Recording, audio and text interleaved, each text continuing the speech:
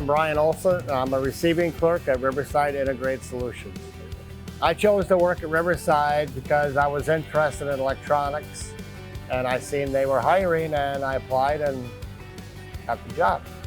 I've worked at RiverSide 31 years.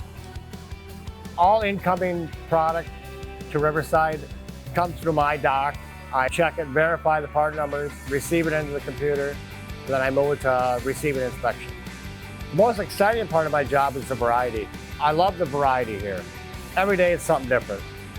What I look forward to the most when I come into work is I run my reports for the incoming product.